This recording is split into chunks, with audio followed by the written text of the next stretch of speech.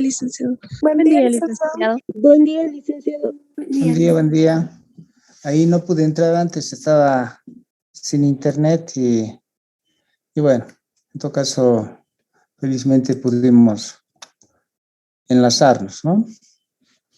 Estamos viendo el tema muy rápidamente de lo que es riesgo profesional, la aceptación y continuidad de clientes, ¿no? En esto que se constituye el riesgo profesional, y ustedes se habrán dado cuenta por las lecturas que hicieron sobre el caso Enron, aunque no es el único caso que tiene que ver con lo que se llama riesgo profesional. Entonces, cuando uno... Voy a tomar otro, a ver.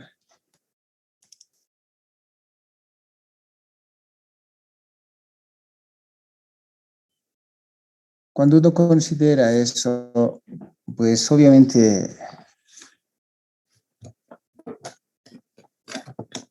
debe estar consciente de que este ejercicio profesional tiene mucho riesgo y consiguientemente deben sujetarse en un determinado momento a todas las normas que se establece en la profesión. ¿Qué quiero decir? Quiero decir que no es que uno se sujeta a una norma, sino se sujeta a un conjunto de normas. ¿Okay? El código de ética profesional, las normas de control de calidad, el marco de referencias y normas específicas para el ejercicio de cada uno de los servicios. Una de esas, la norma de gestión de calidad establece que para que nosotros podamos prestar un servicio, debemos medir el riesgo profesional. Y se mide el riesgo profesional considerando que no todos los clientes son aceptables. Y para eso debe cumplirse con ese párrafo 30 que hace al marco. Aquí lo voy a poner, el apartado 30.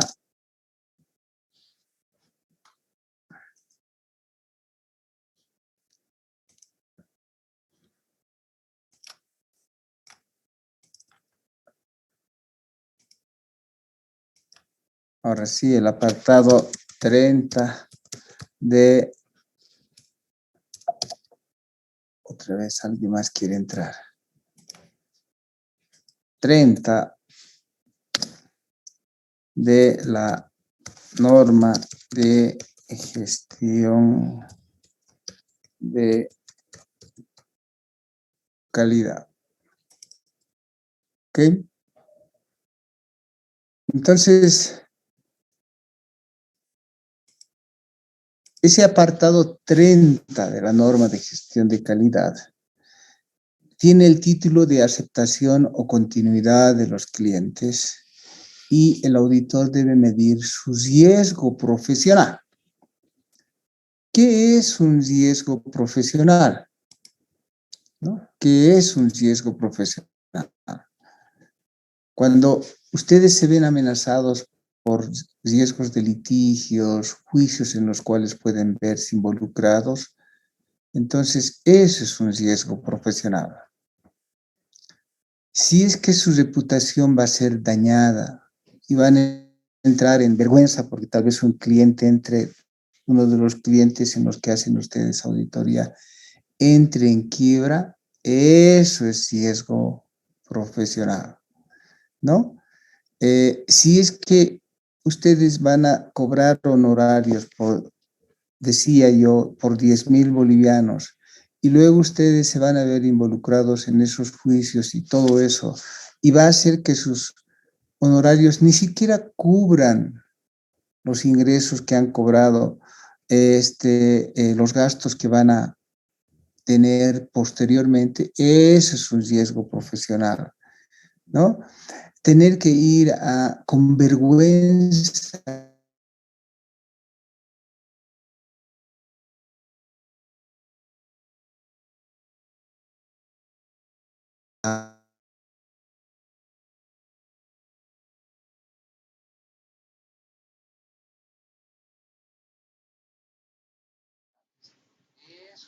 a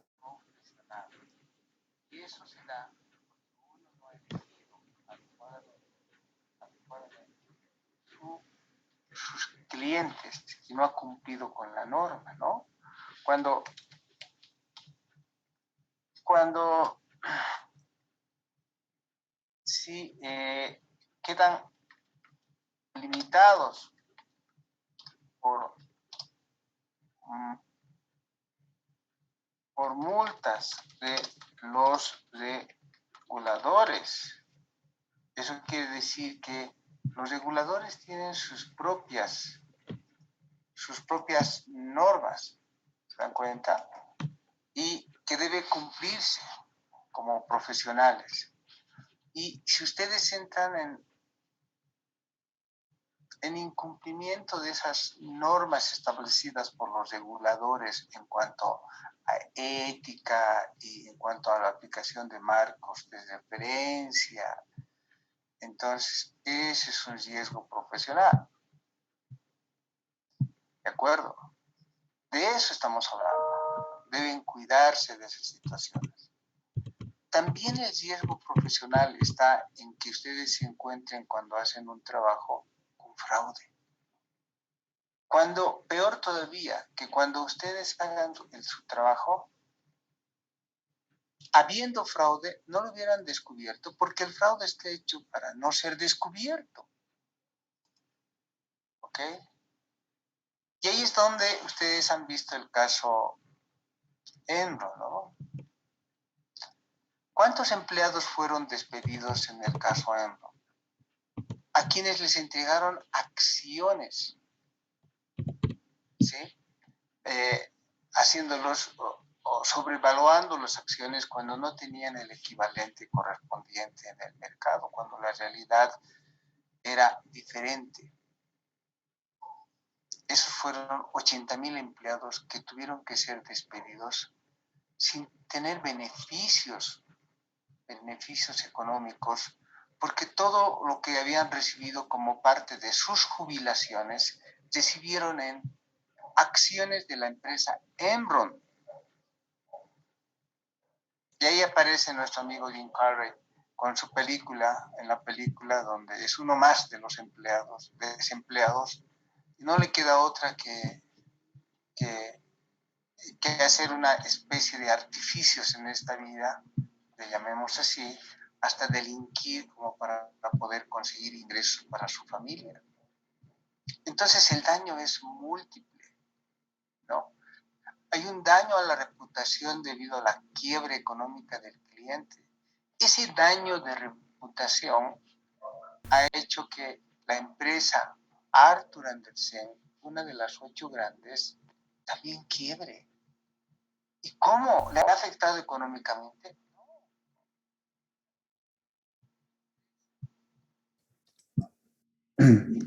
La empresa Arthur Andersen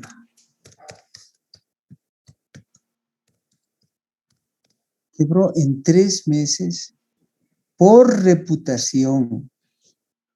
El escándalo en el mundo. Y ya todos tenían vergüenza de pertenecer a esa gran empresa que era Arthur Andersen. Y los clientes, sus clientes que tenían, que eran empresas súper grandotas, al enterarse de esta situación, ¿no?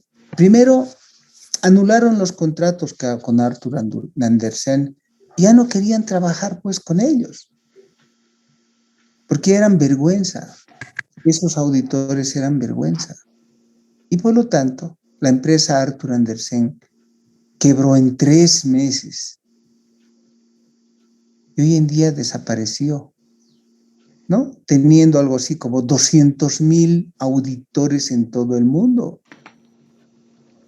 Los 200,000 quedaron sin trabajo o tuvieron que buscar trabajo en otras empresas. Entonces, ¿hubo consecuencias de gastos imprevistos y reducción de ingresos? Por supuesto, fueron expulsados con tribunales de honores. Les fueron instaurados a la empresa auditora muchos juicios, ¿no? La empresa quebró y cerró sus operaciones. Hoy en día la empresa Arthur Andersen no existe, ¿ok? Eso es lo que pasó.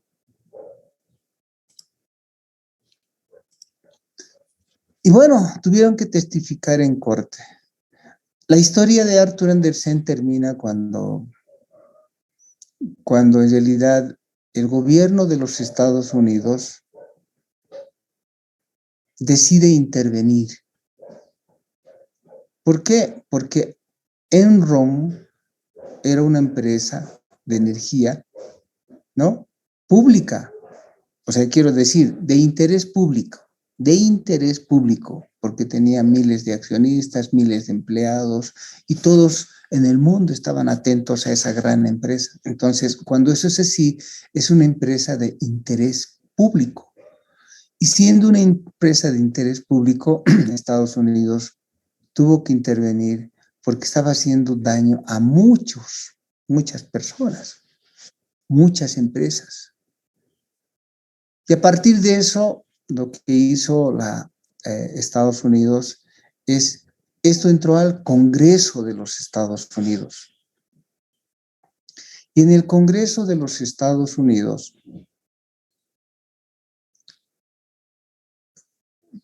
el estudio que lo hizo, la investigación que hicieron, eran 2 congresistas, ¿no? De Estados Unidos. Uno que apellidaba Sarbanes y otro que apellidaba Oxley. Apellidaba Oxley. Uno Sarbanes y el otro Oxley. Y ellos propusieron una norma en el Congreso de Estados Unidos que se conoce como la norma de Sarbanes-Oxley,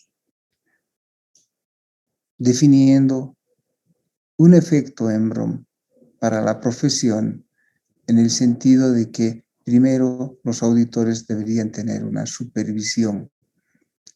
Esa supervisión se llamó la PCAOB. La PCAOB, ¿no? Que ahora supervisa el trabajo de los profesionales. Si quieren, aquí lo vemos otra vez en internet. Y basta que yo ponga la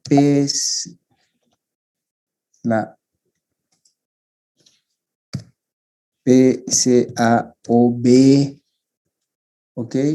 Automáticamente va a salir cómo realmente debiera hacerse e impulsarse la calidad de las auditorías para proteger al público en general.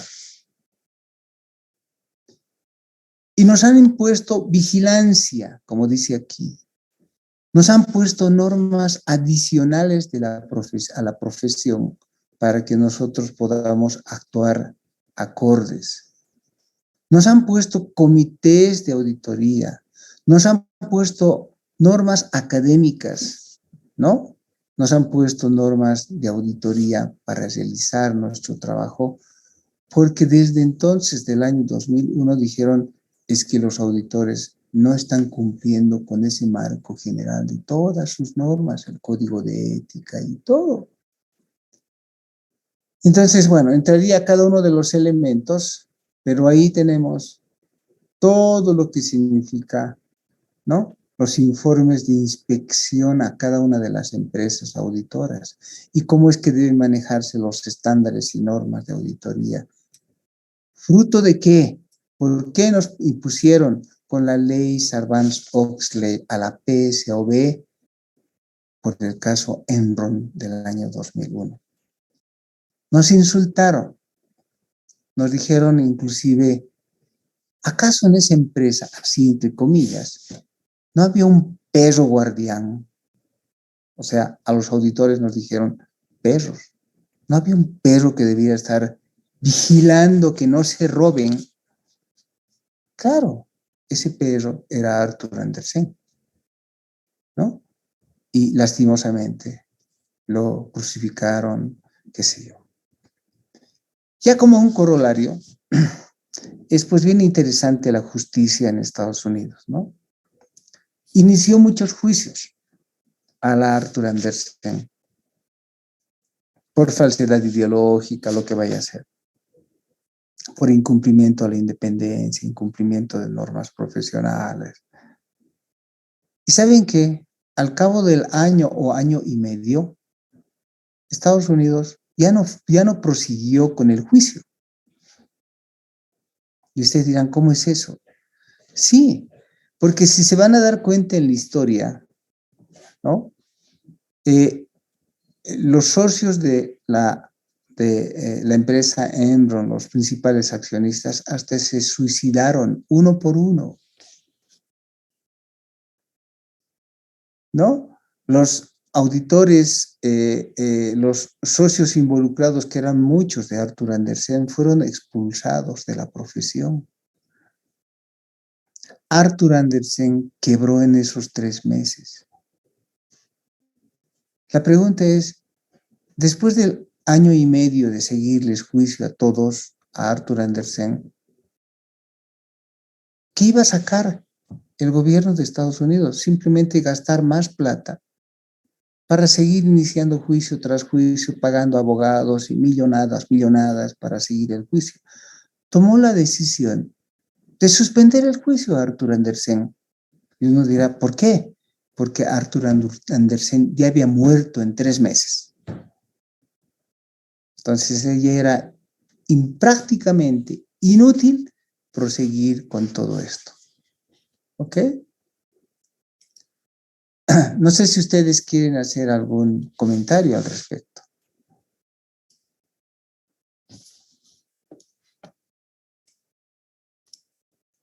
De las lecturas que hicieron, obviamente. Siempre por nota. Licenciado.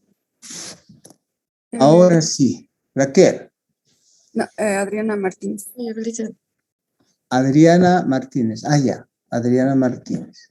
Dicen, a lo que he leído, el año 2014 los ex ejecutivos habían vuelto a Vir Arthur Andersen. No me acuerdo el nombre, pero ahora la empresa se llama solamente Andersen y lo refundaron en Argentina. Eso es lo que ahora, lo que leí. Sí, en esencia no existe la empresa Arthur Andersen. ¿Quién? A ver, es como nuestro querido club de Oruro, San José. ¿Se dan cuenta, no? Qué lindo equipo, qué sé yo, quebró. Quien se haga cargo de Arthur Andersen tendría que responder a todos los efectos económicos, que son miles de millones. ¿Se dan cuenta? Que están a la espera. Todos quieren deshacerse. Alguien quiere hacerse cargo de Arthur Andersen. Otra cosa diferente es que alguien quiera ponerle, ya no el nombre de Arthur Andersen, sino Andersen. Pero piensen ustedes, ¿qué auditor va a querer pertenecer a la empresa Arthur Andersen o Andersen? ¿Se dan cuenta? Y manejarse con ese prestigio y decir, orgulloso, yo soy auditor de Andersen. Otra vez estamos hablando de prestigio profesional y riesgo profesional. ¿Alguien quería comentar? Raquel. Sí, licenciado, buen día. Acerca tal vez de lo que estaba investigando, lo que nos preguntó en la anterior clase, los sueldos millonarios de los empresarios, de este caso Enron. Por ejemplo, puedo comentar acerca de Kenneth Lai, fundador de Enron, que se embolsaba más de 40 millones de dólares por año, o Jeffrey Skilling, que aunque por 6 meses ha trabajado, se ha embolsado como más de 34.7 millones de dólares. Y por supuesto, Arthur Fastow, que también dirigente de Arthur Andersen de la empresa, con 4.2 millones de dólares. Y acerca de los ejecutivos, salió a la luz un caso de un ex ejecutivo, perdón, de la empresa Enron, que, o sea, se había declarado culpable por el lavado de dinero, que su nombre era Michael Cooper, que, o sea, con el lavado de dinero sacó más de 12 millones de dólares conseguidos ilegalmente, obviamente, en este tiempo del caso Enron. Eso, licenciado. Ok, entonces las figuras han sido un manejo millonario. No han sido como en algún momento pensábamos $500,000, no. A ver, ¿qué tenemos por ahí? Talía Rondo también quería comentar. Sí, licenciado. Bueno, investigando un poco más, aparte de Enron, pero también relacionado con la empresa Andersen, igual ha sucedido un fraude que era por la empresa WorldCom, que era una empresa de telecomunicaciones. De igual manera, esta empresa ha sido auditada por Arthur Andersen, solo que en este caso ellos ya no han implementado las técnicas contables como Enron, solo que ellos han hecho algunas manipulaciones en la contabilidad, pero eran sencillas. Y la empresa de Andersen, pues lo ha omitido y no ha dado los informes correspondientes. De igual manera, esta empresa ha ido a la quiebra en el 2002, después de Enro. Ok, gracias. Sumeres, Isela. Sí, licenciado. Bueno, quería comentar aparte de otras novedades que la ley ha impuesto acerca de este caso, que fue la protección a los empleados en el caso del fraude corporativo. La Oficina de Empleo y Salud se encargó en menos de 90 días de reinsertar al trabajador y se estableció una indemnización por daños, la devolución del dinero defraudado a los empleados y los gastos en pleitos legales y otros costos. ¿Quién se hizo cargo de eso? Sí, bueno, la ley lo dijo, ¿no? Claro, porque Enron ya no existía, Arthur Andersen tampoco. ¿Quién se hizo cargo de todo eso? Los que se hicieron cargo de todo eso, obviamente, primero liquidando la empresa Enron, teniendo algunos sobrantes de dinero y no alcanzando el dinero completamente, los que se hicieron cargo fueron los del gobierno para resolver el problema, ¿no? Vamos con Luis Marca. Licenciado, buen día. Buen día, Luis. Licenciado, acerca de lo que estamos viendo del caso Enzo y lo que había pasado con Arthur Andersen, además tocando el tema del riesgo profesional, quería expresar una opinión acerca de todo este suceso. Bueno, lo que he podido entender en la lectura y leyendo algunos libros que habían publicado ex trabajadores, ¿no?, de esta firma, mencionaban que Arthur Andersen no tenía la finalidad de estar contribuyendo en los diferentes fraudes que han participado, por así decirlo. Tal vez puede ser el caso de WorldCom, también Enron, sino que por culpa de algunos profesionales ha llegado a ser manchada la nombre de la firma. En ese entonces era una firma reconocida, era una firma prestigiosa, tenía una gran reputación. Entonces, en ese sentido, licenciado, yo puedo llegar a concluir que la muerte bueno, el fin de las actividades de Arthur Andersen no ha sido en el momento de que se ha descubierto que los trabajadores han sido despedidos, no ha sido en el momento en el que han renunciado sus trabajadores. El momento de su fin ha sido cuando la reputación de esa firma ha sido dañada. Esa conclusión es la que puedo llegar, licenciado. Ok, gracias. Sí, la reputación obviamente es la que define. El prestigio profesional está en juego con el riesgo. A eso se llama riesgo profesional, ¿no? Doris. Buen día, licenciado. Sí, acotando todo, quería decir que la mente maestra igual de esto era Jeffrey Skilling, que era el contador, y en su última jugada, cuando vio que todo se estaba yendo a la quiebra, que era 4 meses antes, investigué que él vendió todas sus acciones por más o menos $60 millones. Y lo que me pareció muy interesante de la empresa es que trabajaban con pasivos como activos, o sea que pedían préstamos a bancos millonarios y esto lo reflejaban en sus activos para hacer como el fraude y atraer más a los clientes y que sus acciones subieran en la bolsa de valores. Sí, hacían un maquillaje de tal manera que en un determinado momento, y como vamos a ver enseguida en un caso, mostraban en el consolidado estados financieros de las empresas que tenían rentabilidad, activos y pasivos, o, digamos, adecuados, ¿no? Y trataban de no consolidar los estados financieros de sus filiales, ¿no es cierto?, que tenían grandes pérdidas. Entonces, solo mostraban lo bueno, no mostraban todo. Así hacían subir las acciones, ¿no? A ver, Guaypa, Shirley. Sí, licenciado. También destacar en el caso Enron el tráfico de influencias que ha habido y la aportación millonaria que han tenido para tener como que una partecita del dominio electoral dentro de la política en Estados Unidos. Hay una investigación que también como una tesis en la cual hablan sobre la influencia que también tuvo Arthur Andersen, que fue la encargada de llevar la auditoría, pero en la campaña presidencial de Bush, y que ha invertido casi alrededor de 8.000 a 100 millones de dólares para influir en el gobierno.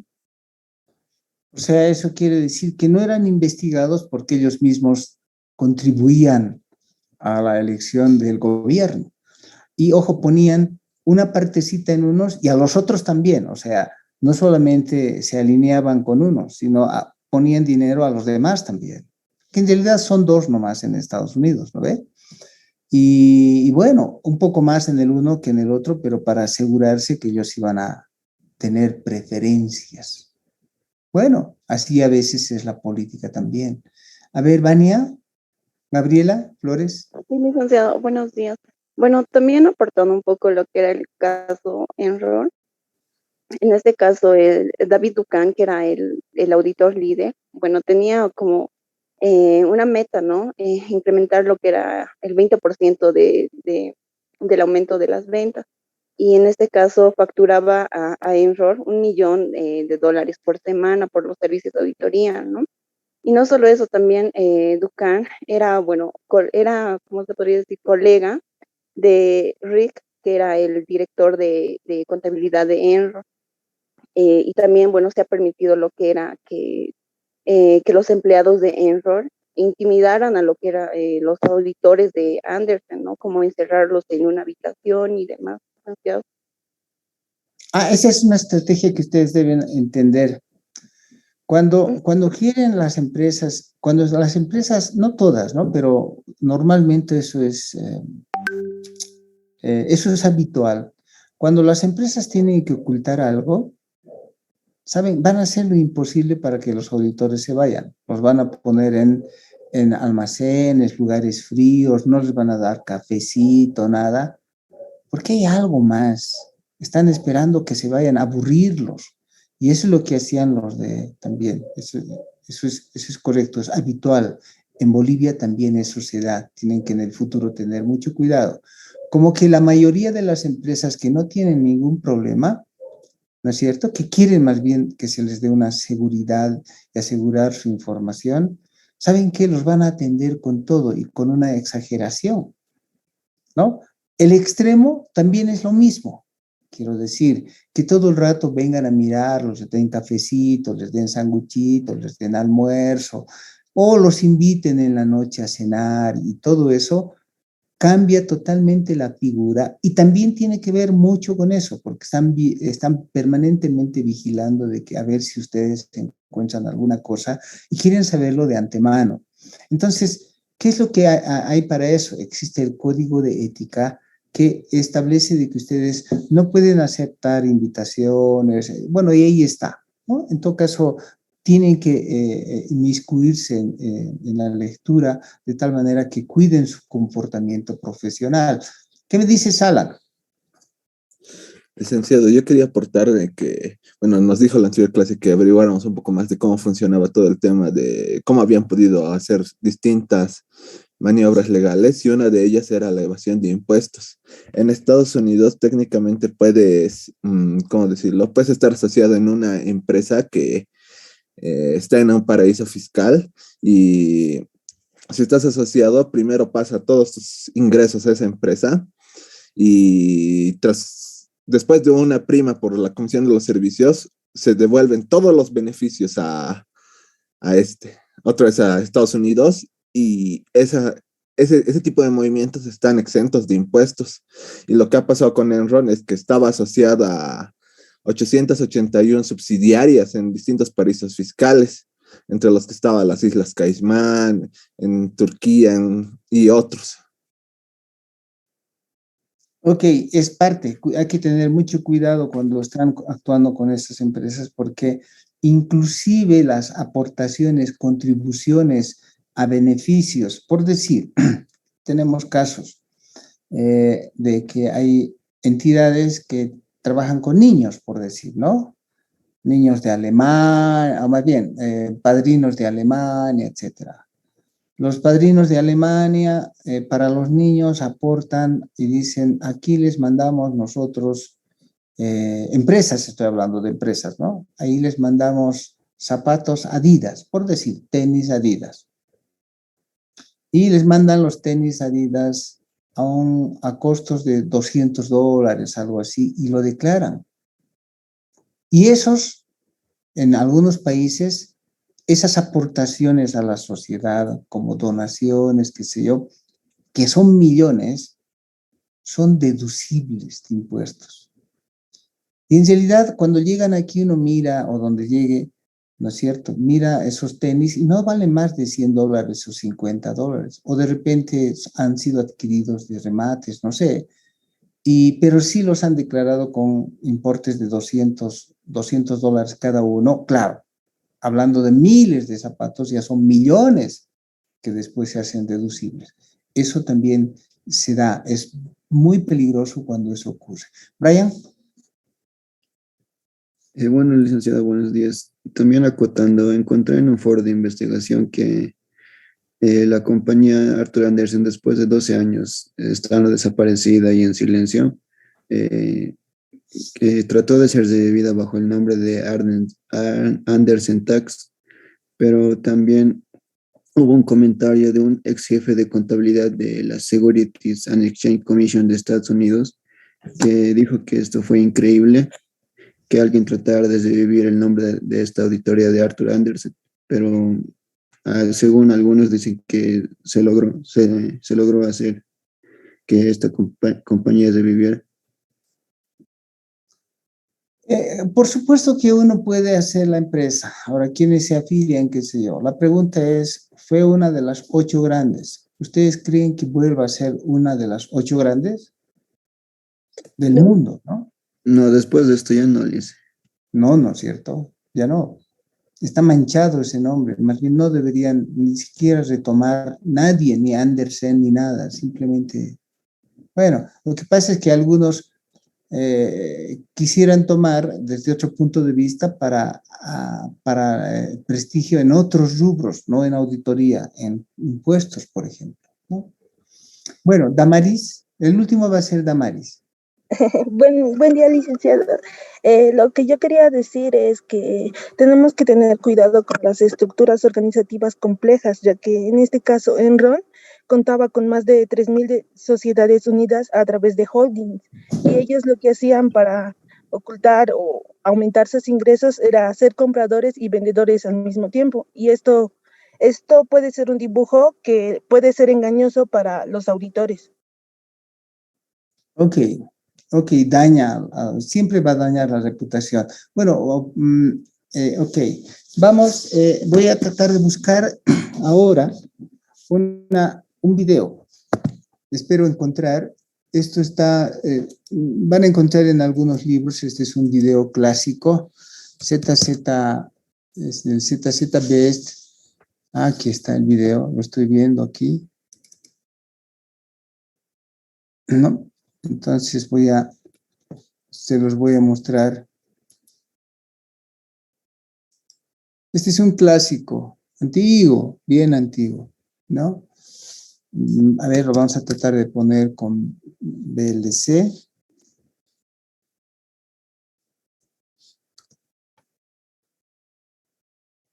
Espero que nos ayude. Este es el primer video. Bueno, la primera parte no dura mucho.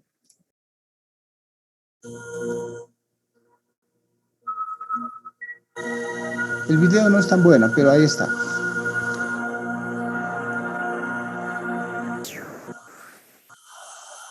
Mi nombre es Barry Minkow. A los 16 años comencé la compañía ZZZ Best para limpieza de alfombras y al cumplir los 20 valía más de 240 millones de dólares y sus acciones estaban muy activas en Wall Street. Solo existía un problema con la compañía y conmigo. Ambos éramos fraudes.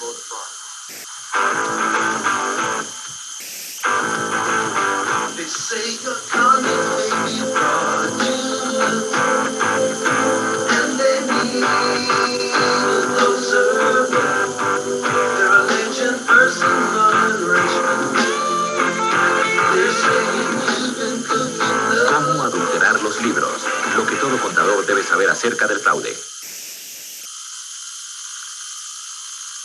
Me llamo Joseph Wells y soy presidente de la Asociación de Inspectores Certificados de Fraude. Barry Minkow cometió uno de los fraudes más grandes del siglo XX. Aunque hay muchas variaciones, básicamente se utilizan 8 métodos para adulterar los libros. 4 de estos métodos ilícitos consisten de sobrevaluar los ingresos. Ellos son reconocimiento prematuro de los ingresos, tratamiento impropio de las ventas, sustancia de los ingresos en vez de su forma, contabilidad de porcentaje de mercancía terminada.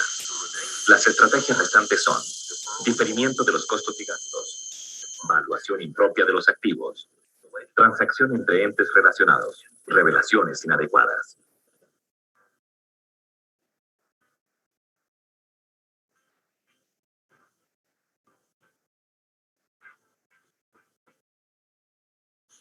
Soy Barry Minkow, presidente de ZZ Best Carpet Cleaning. Sus alfombras merecen el cuidado y experiencia de nuestros técnicos licenciados y con garantía.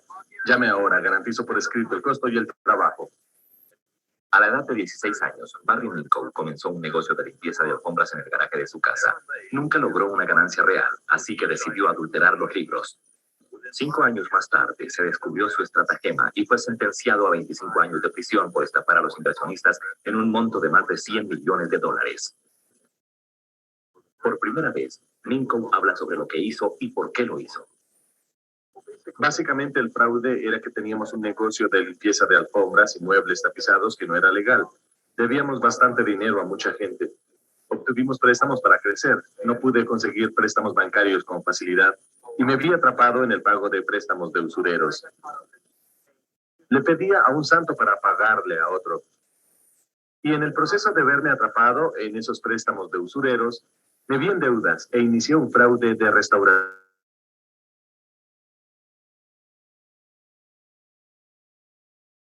Produciendo más dinero del que verdaderamente producía y que necesitaba obtener préstamos de más dinero del que necesitaría obtener si mi compañía hubiera sido legal. Necesitaba lo que llamamos una excusa plausible, porque siempre está corto de dinero, porque tengo trabajos de restauración. Yo tenía que engañar a los contadores y los auditores para que creyeran que las cifras eran reales antes de poder realizar el fraude. Nadie le presta dinero a una compañía que está perdiendo dinero. Así que tenía que mostrar ganancias en el proceso de necesitar dinero. Esa fue la base sobre la que se creó el fraude. Como Minkow estaba en rojo desde el inicio, obtenía préstamos constantemente donde pudiera. Utilizaba estados financieros falsos para obtener préstamos de los bancos. Cuando se le terminó el crédito, Minkow debía tanto que lo único que lo podía salvar era ofrecer acciones al público. Para explicar por qué necesitaba tanto dinero, les decía a sus abogados auditores que también restauraba edificios averiados por incendios e inundaciones. Para demostrar ingresos, creó clientes falsos y para cubrir sus pagos de deudas, creó gastos falsos. Lo que hice fue crear vendedores falsos como Marvel Marketing y Toptex y creé facturas falsas. Literalmente inventé compañías falsas para poder demostrar a dónde iba el dinero. Aunque nunca asistió a una clase de contabilidad en su vida, él conocía la importancia de las cuentas por cobrar. Las cuentas por cobrar son una cosa maravillosa. Representan una herramienta que se utiliza para un negocio fraudulento como yo lo hice, para conseguir dinero prestado y para mostrar ganancias. Así que puedo pedir dinero prestado y puedo mostrar ganancias. Pues una vez registrada la cuenta por cobrar, uno puede mostrar ingresos. Así es que lo que necesitaba era crear las cuentas por cobrar y como yo tenía una compañía con la que hacía fraudes de seguros, tenía el papel timbrado y podía hacer cualquier carta o factura indicando que me debían dinero. Yo podía tomar cheques viejos y decir que eran materiales de los trabajos que había hecho y podía recopilar todo para detallarlos a lo largo del proceso. Bingo, tengo una cuenta por cobrar. Minkow también conocía las dos pruebas que los auditores utilizaban para comprobar las cuentas por cobrar: confirmación del cliente y pago subsecuente de la cuenta por cobrar. Una manera en que no se puede disputar una cuenta por cobrar es si esta ha sido pagada. Si yo tengo una cuenta por cobrar de $500,000 de Interstate Appraisal Service a pagar neta en 60 días y en el día 58 tengo un cheque por $500,000 para mostrarles, ¿cómo pueden no registrarlo? ¿Cómo pueden dudarlo? Algo que ellos utilizan para detectar el fraude en realidad resultó a mi favor porque yo era una máquina productora de documentos. Joe Dominic escribió un libro acerca de Barry Minkow llamado Cómo falsificar en América. Dominic afirma que los auditores de Minkow quedaron satisfechos al examinar fotocopias de documentos originales. Una vez que Minkow se percató de eso, cometer el fraude parecía muy sencillo. Todo lo que necesitaba para conseguirlo era la ayuda de sus dos tenientes, Tom Paget y Mark Moore. Mark era un maestro de la máquina fotocopiadora. La manejaba de la misma manera que un virtuoso toca el piano. Él podía cortar cualquier cosa y esencialmente hacer cualquier cosa. Ir a la biblioteca, encontrar un modelo y a través de una serie de copias hacer cualquier documento que se quisiera. Y mientras pudiera hacer una copia, él podía hacerla. Pero si se precisaba de un original, entonces habría un problema. Se toma el libro de cheques de una de las compañías falsas como Interstate Appraisal Service. Se tiene una factura, la número 7727, $300,000 neto en 60 días. Se tiene un cheque que dice 7727, un trabajo bien hecho que encaja. Aquí está el cheque, adjunto un depósito por $300,000 del estado de cuenta del banco hecho en la fecha correspondiente. Allí está el depósito, todo está bien. Y si encaja, muy bien. ¿Qué saben ellos? Lo que los auditores no sabían era que el negocio de restauración de Minkow, que comprendía el 80% de sus ingresos, era totalmente falso. Así que para evitar ser detectado, Minkow llevaba a sus abogados y auditores hacia la parte legítima del negocio. El negocio de restauración era tal vez el 80% de mis supuestos ingresos, pero el 80% de due diligence que hacía ver a los abogados y auditores era la parte del negocio de limpieza de alfombras que sí era legal. Michael Kramer es abogado e inspector certificado de fraudes. Aquí comenta acerca de la definición de fraude según la ley común. Bueno, el fraude toma diversas formas, pero la definición genérica de fraude es un engaño intencional o deliberado o aseveración falsa diseñada para obtener una ventaja injusta sobre otro. Y la palabra clave en esa definición es intencional. No existe un fraude por negligencia. Tiene que existir un esquema intencional establecido y diseñado para engañar a otro. Creo que el toque final fue pensar, bien, si hubiese algo incorrecto, los chicos en Wall Street yo lo habría detectado, pero ellos ven una figura pública, ven un Ferrari y una casa y se convencen de que el sujeto tiene que tener dinero. Es un auto rentado y la casa está hipotecada hasta el techo. ¿Qué saben los demás? Lo que los auditores no sabían es que Minkow utilizaría todos los trucos que se han inventado para influenciarlos. Yo era agradable con los auditores, los invitaba a cenar, iba a sus casas a cenar, quería que sus esposas me conocieran. Así que si querían atacarme tendrían que escuchar a sus esposas decir, "No, es un chico tan bueno". Quería asegurarme que para atacarme tuvieran que ir en contra de sus propias esposas. Steve Aldrich es presidente de la Asociación Nacional de Inspectores de Fraude. El mismo Barry Minkow y todos los que cometen fraudes trabajan con mucha diligencia para destruir nuestra independencia. Ahora el auditor tal vez no se percata de lo que está sucediendo, no se percata de que es intencional. Mantener una independencia absoluta, tanto de hecho como en apariencia, es muy importante. La contabilidad pública es un negocio competitivo. Barry Minkow lo sabía y lo utilizó para ventaja suya. Ellos compiten entre sí. Y es esa competitividad lo que hay que fomentar. Yo dije no sé cuántas veces, ¿sabes, Larry? A Coopers and Lybrand le encantaría obtener esta cuenta. Quiere él regresar a sus clientes y al cliente y decirles que él perdió la cuenta ZZB por querer ser fastidioso, porque ellos determinaron las reglas y nosotros las obedecimos. ¿Quieren perder la cuenta ZZB? No la querían perder y eso también lo utilicé al máximo.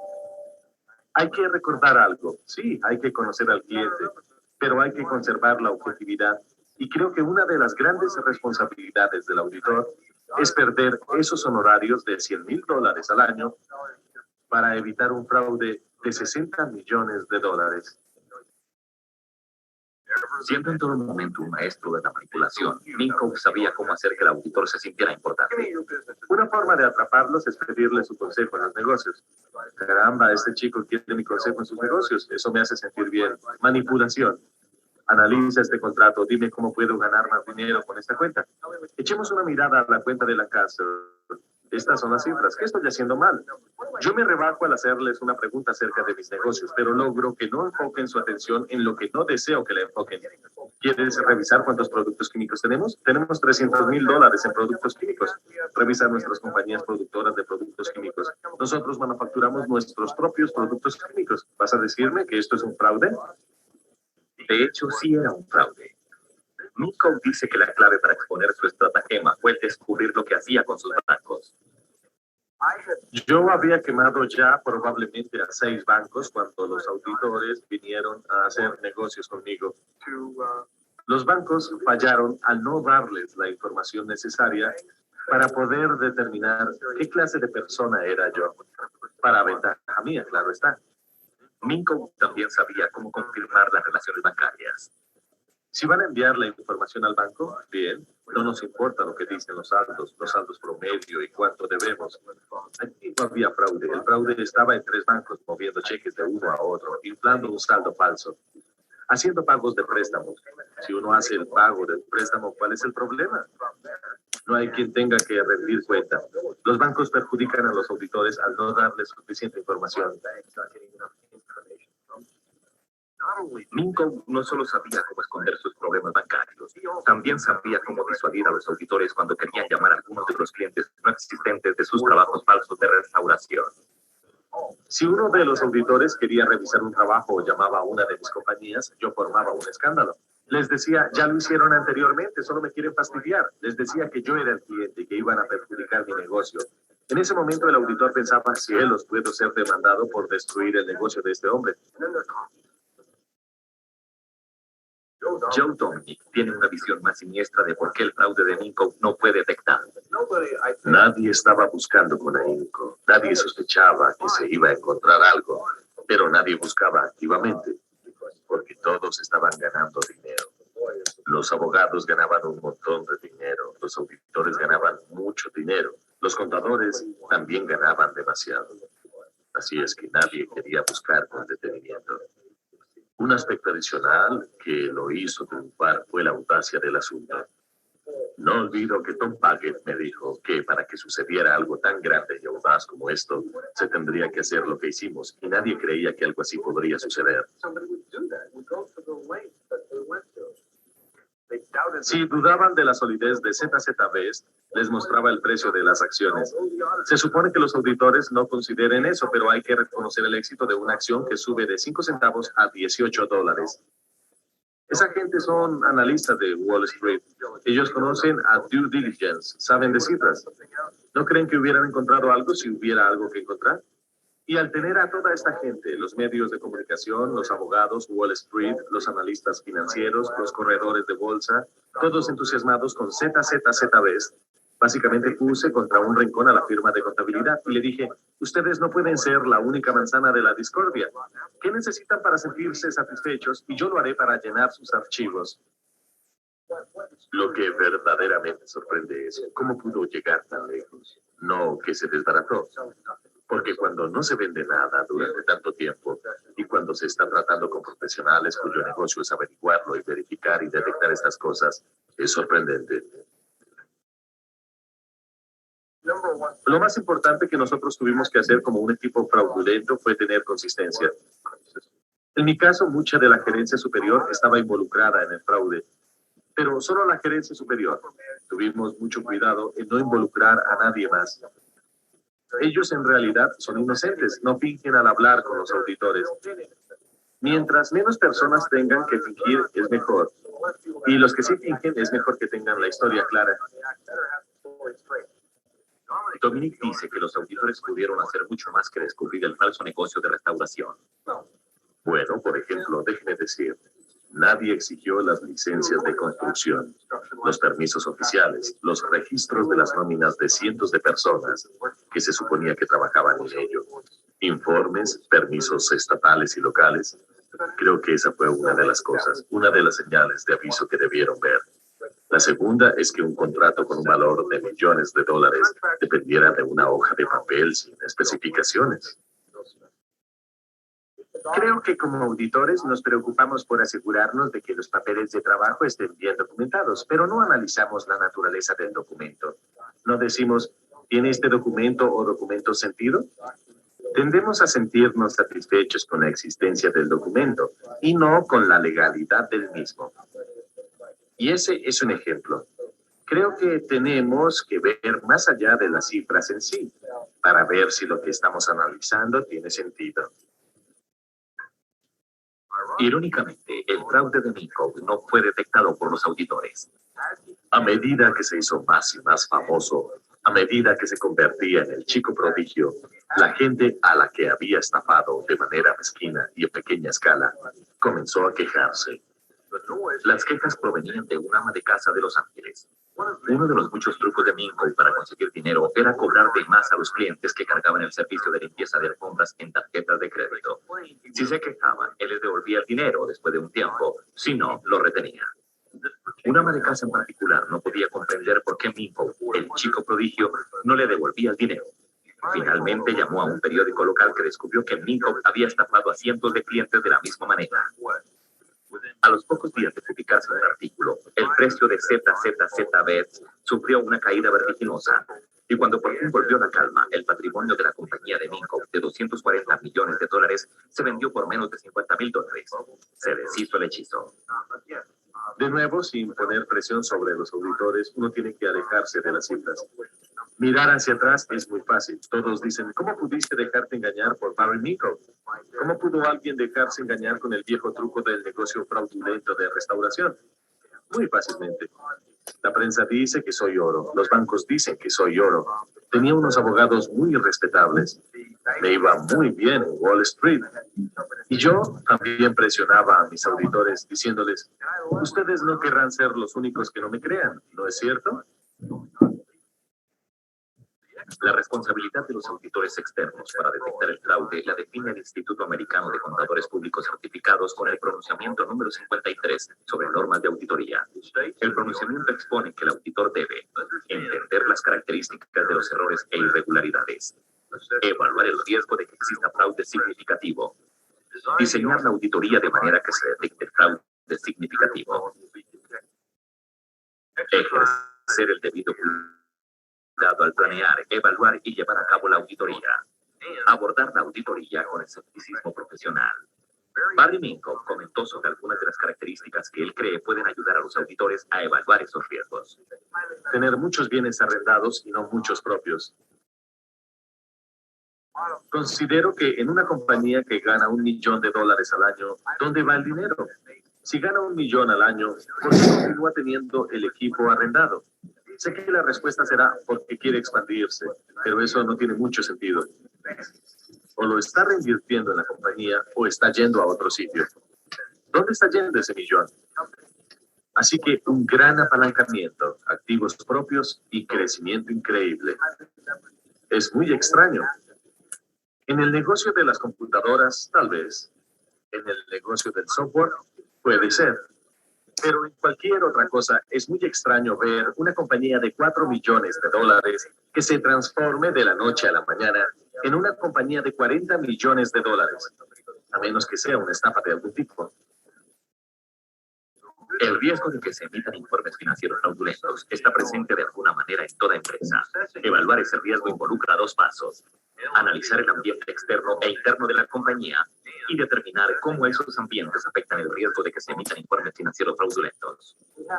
Tenemos que ver qué es lo que motiva a los funcionarios de esta compañía en particular. En el caso de Barry Minkow, su motivación era hacer de ZZZ Best un éxito incomparable, generadora de efectivo para que el precio de sus acciones subiera. Algunos factores que afectan los riesgos de fraude en el ambiente interno, los controles internos, el sistema de contabilidad, la actitud de la gerencia hacia el fraude, la administración y las operaciones. Si el negocio está controlado solo por unos cuantos individuos. Cuidado con ese hombre que tiene el ego fortalecido. Cuidado con ese hombre al que le gusta estar en el ojo público, porque él hará cualquier cosa para mantener su nombre en las primeras planas de los diarios. Cuidado con el hombre que se enloquece al tener un perfil excelente, porque ese es el que miente para no sufrir la decepción de que sus acciones bajen de precio. Cuidado con ese. Cuidado con ese hombre que no respeta a nadie sino a sí mismo. El auditor debe considerar la liquidez de la compañía, su rentabilidad, su habilidad para obtener préstamos y la calidad de sus cuentas por cobrar. Yo creo en una cosa, una situación fraudulenta siempre tiene necesidad de dinero, y yo sé que los hombres de negocios están haciendo negocios y también necesitan dinero. Pero hay una diferencia. El fraudulento tiene que conseguir ese dinero porque le debe a alguien más, o porque está sosteniendo algo, y tiene que expandir y crecer.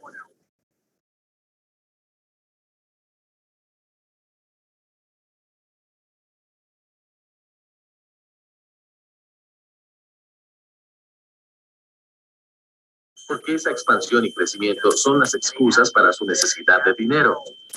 El hombre de negocios tiene un sentido de negocios para poder decir, tal vez crecimiento no es lo que necesito ahora, porque las finanzas no están disponibles ahora. Los bancos consideran que necesito mejor historial de éxito. Y como su negocio es verdadero, él puede esperar 1 año. Si alguien me hubiera dicho a mí, espera 1 año, me hubiera ahogado. El pronunciamiento número 53 sobre normas de auditoría expone que el auditor debe considerar cualquier cambio reciente en las operaciones o los productos, nuevas técnicas de producción, negocios con pocos clientes importantes, las tendencias de la industria, activos o inventarios con problemas de evaluación, ajustes significativos o poco usuales próximos al final del año. El pronunciamiento número 53 sobre normas de auditoría expone otros factores de riesgos. Joe Duncan afirma que la comparación dentro de la industria puede ayudar a dirigir al auditor a problemas potenciales. ¿Le parece a usted excesivo $3 millones para un trabajo de restauración? ¿Le parece excesivo 7, 8 o 9 millones de dólares? El trabajo de restauración más grande que se haya realizado jamás fue de $2.4 millones. Más que cualquier otra cosa, evalúe a las personas que toman las decisiones. Después de todo, son ellas quienes pueden adulterar los libros. Si usted o yo trabajáramos tan intensamente como lo hacen ellos, legítimamente, o si ellos hubieran trabajado legítimamente tan intensamente como lo hicieron, serían personas millonarias, ya que son inteligentes. Una de las mejores formas de descubrir fraudes en los estados financieros es analizar las tendencias basadas de rendimiento de una compañía. El doctor Steve Albrecht comenta. Hay que convertir los cambios en el balance general y el estado de resultados. Hay 2 maneras en que puede hacerse. Podemos hacerlo tomando índices. Podemos ver los cambios en las cifras crudas, pero eso no aporta mucho, así que tenemos que convertirlos en índices o hacer algo llamado un análisis horizontal y vertical, en donde vemos los cambios porcentuales. Y si se hace eso en compañías como ZZZ Best, o en compañías como Requina o como en ESM, se detectan las cosas que no lucen normales. Los cambios son increíbles. Las tendencias históricas pueden ayudar a descubrir posibles fraudes. Examinemos las finanzas de ZZZ-Bets. Observen su tremendo e increíble crecimiento. En un año, las ventas crecieron en un 290%. El activo total en 15 meses aumentó en un 4000%. Los activos fijos comparados con el activo total se redujeron. En 1985 no hubo cuentas por cobrar. 15 meses después, esa cifra era casi de 2,5 millones. Claro que como resultó al final, la mayoría de esas cuentas eran falsas. Mientras los activos y las ventas aumentaban, los gastos generales disminuían. Estas cifras no prueban un fraude, pero ciertamente le dan al auditor motivos para mirar más allá. ¿Es ZZZ-Bets una aberración? De acuerdo con Barry, desde luego que no. ¿Sabe cuántos Barrys Minkles hay en el mundo actualmente? Muchos. Las responsabilidades del inspector certificado de fraudes son diferentes a las del auditor. Aunque muchos inspectores comenzaron sus carreras como contadores, la concentración del trabajo es fundamentalmente diferente. El inspector es responsable de la resolución de las acusaciones de fraude, de obtener evidencia, de obtener las declaraciones y de redactar informes, atestiguar los hallazgos, asistir en la detección y la prevención del fraude. Está aquí de nuevo Michael Kramer. Se espera que un inspector certificado de fraude tenga la habilidad para poder tomar un caso de fraude desde el comienzo, desde los indicios iniciales de fraude hasta su conclusión o resolución. Bien sea por la presentación de un reclamo por daños civiles, o referirlo a su veredicto criminal. Los inspectores de fraude son un segmento híbrido de auditores, investigadores y hasta abogados, en el sentido de que un inspector está entrenado en las áreas de auditoría, investigación y ley, así como criminología. Es una disciplina basada en las habilidades de auditoría, pero es un tanto diferente de lo que se espera que haga un auditor.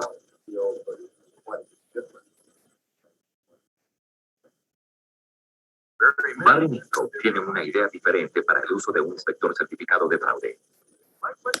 Existieron suficientes cantidades de pérdidas en dólares entre ZZZ-Bets y gente como Bosky y la industria de préstamos y ahorros para justificar otra entidad, sea de auditores o no, para detectar fraudes. Yo creo que sí. Lo diría directamente. Sí, soy el auditor y sí quiero su negocio, pero para mí es más importante que usted no sea fraudulento. Y como no lo es, y yo sé que no lo es, tiene que tener al equipo investigador de fraudes. Es algo completamente aparte de mí. Ellos no tienen contacto conmigo. Están aquí para investigar fraudes y eso es todo. Durante 2 semanas examinarán todos los libros. Usted tiene que permitirles acceso a todo. Eso detendría muchos fraudes, ¿no lo cree? La SEC nos hace responsables, el público nos hace responsables. Siempre que hay una falta en la auditoría o se presenta un fraude o hasta una bancarrota, casi que se puede predecir una demanda legal. Es algo automático y a nosotros se nos hace responsables. Perdemos ante el tribunal o invertimos mucho tiempo peleando esas demandas y tal vez ya es hora de que nosotros como profesión hablemos y digamos, bien, ya nos empujaron lo suficiente, aceptamos la responsabilidad sobre la detección del fraude, o sea, fraude corporativo, y haremos eso como parte de nuestro trabajo de auditoría. Nos costará más, tendremos que modificar un poco lo que hacemos, pero lo aceptamos, somos responsables ante ustedes de todas maneras. Les costará más, pero lo convertiremos en un propósito principal de trabajo. Creo que eso es lo que el público espera. No tenían la menor idea de que yo estuviera cometiendo un fraude porque ese no era su trabajo. El Senado lo dice y el Instituto Americano de Contadores Públicos Certificados lo dice. Sí, deben buscar algunas cosas, pero el enfoque principal no es buscar un fraude. ¿Qué deben saber todos los contadores acerca del fraude? Primero, lo comete gente desesperada con egos enormes. Segundo, las estratagemas son sencillas. Tercero, el auditor o contador debe comprender el negocio del cliente. Cuarto, para descubrir un fraude, el contador o auditor debe buscarlo. Y finalmente, la incapacidad de descubrir un fraude puede tener consecuencias devastadoras para el auditor y para la profesión. Me llamo Joseph Wells, de la Asociación de Inspectores Certificados de Fraude. ¿Qué harás cuando salgas?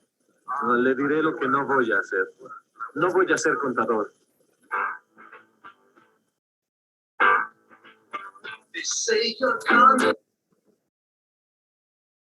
Ok, El ámbito en el que obviamente está el video, que es un clásico, como les decía, es en tiempos en los que había mucho papel, ¿no?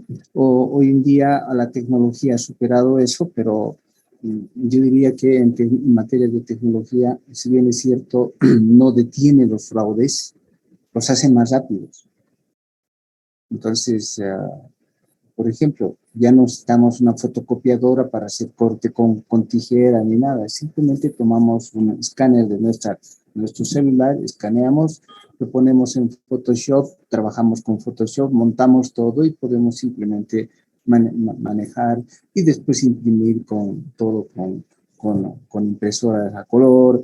Y bueno, al final de cuentas puedo tomar el logo de cualquier empresa, de internet, y así sucesivamente. O sea, es más veloz en estos tiempos las formas en que se actúa, ¿no? Entonces, hay que tener mucho cuidado, hay que adaptarse a la nueva realidad y bueno, hay que estar atentos en esto que significa aceptar o no un cliente, debe analizar a sus ejecutivos, porque como dice Barry Nichols, al fin de cuentas, los que hacen fraude son pues los ejecutivos. Entonces, antes de hacer una auditoría, averigua con quién te estás metiendo, con qué ejecutivo te estás metiendo. Entonces, eso es lo que deben hacer. Deben indagar sobre la integridad de sus futuros clientes. ¿Ok? Ya es tarde, ya la siguiente clase vamos a entrar en otros temas, pero no es el único. Quiero decir, no es el único fraude que ustedes encuentren en ZZB, Enron, Parmalat, y cualquiera de las otras empresas. Son todo el tiempo, todas las empresas auditoras de alguna manera están involucradas en algún problema. ¿Por qué? Porque se les pasó un problema de fraude, ¿no? Entonces, eso es muy riesgoso para la profesión. El fraude no se acaba, siempre van a haber personas, siempre va a haber nuevas modalidades, nuevas tecnologías y bueno, lo único que tenemos que hacer es cuidarnos profesionalmente. Bien, nos vemos el día lunes. Que estén bien.